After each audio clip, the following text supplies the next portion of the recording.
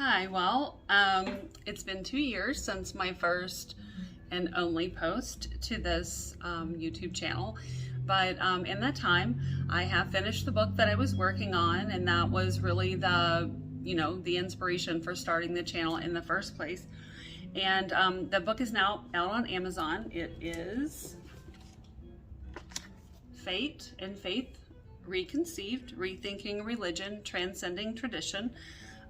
So that is on Amazon, and I have decided that I'm going to start doing two things with this channel. One, I'm going to read from the text itself and comment on it, and also I decided I was going to start reading some of the posts from my WordPress blog, and I decided that today because someone had actually just commented on one of the writings that I had posted back in 2019.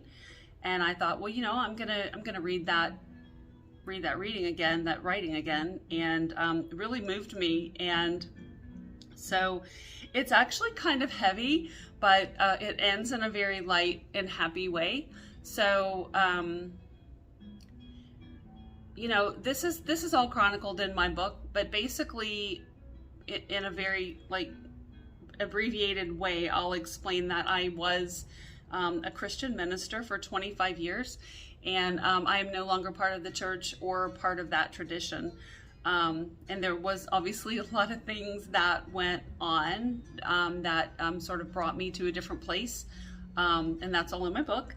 But at some point, a few years after I had left the church, I felt like I needed to return to one of the churches that I had worked at and served at and worshiped at, and I just felt like I needed to revisit the place and the space, and I needed to feel how it felt, and I just needed to go there. And so I wrote this after that experience, and this is called Return to the Sanctuary, and I am reading it off of my screen down here, so I'll just kind of flow with it like that. So it starts like this. The things that once lift me and then drop me to the ground, now they repulse me and they turn my stomach upside down. Driving down the same road, landmarks on the side, parking in the same place as I did in my last life. Didn't expect the feelings, the emotions to remain, the energy and the memories in that space maintained. They've been there all along, taking notes to the sermons and singing with the songs. They didn't even notice that I had long ago moved on.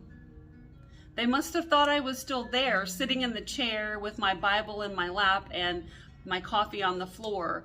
They were right there to meet me when I walked through the door. They thought they would rejoin me, merge energy with self, but that was no longer possible. I had found my true soul health.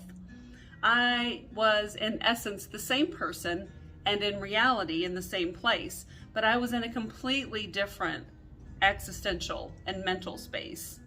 Bloodied and bruised before, I remember limping out. Disheartened and abused, I hobbled through the door. I walked out alone and found the valley of despair. I walked through the desert. They simply were not there. I made my own way, found treasures in the sand. I dug my own wells, and I started to mend. 7 years it took to become healed and whole, and now I found myself with a new heart and soul. Same person, same place, but now in a new existential space. And I walked out those doors feeling shaken and off, and I drove home through the fog. I'll refrain from scoff. I release that energy. I release that old self. I'm walking in a new being. I'm walking in full health. But dang, it was hard and weird and shocking to be in that place that caused so much pain and spun me out of control, that made me lose it all and sent me out alone to find my way back, to find a way to be strong, to push past the fall, to get back what they stole, to learn to rejoice in the rain, to look straight in my own face, to take off that ring, to learn how to stand, to deal my own card and come back again and leave in peace and live again. Selah. So that's pretty heavy, but it really means a lot to me, and I feel like that kind of encapsulates a lot of where I've been and where I am. And the rest of my story is in my book, and it's, you know, it's housed in my blog on WordPress. And anyway, I want to thank you for listening and allowing me to share this. And in the future, I plan on sharing, like I said, some more readings from my blog, some more writings from my book. Everything that I write is not that heavy, but it is all thoughtful, and I mean, thought-provoking, I think. So anyway, I hope you enjoyed that. If you've had any experiences like that with the church or religion, know that you're not alone. And, you know, I'm here. So like, you're welcome to follow me on Facebook if you want to reach out through Messenger, or if you ever need to talk about maybe any of the pain or the strain, or anything that has happened through your journey with the church. I'm here. And other than that, I think I'll leave you now with a namaste and a peace. And I hope you have a beautiful day.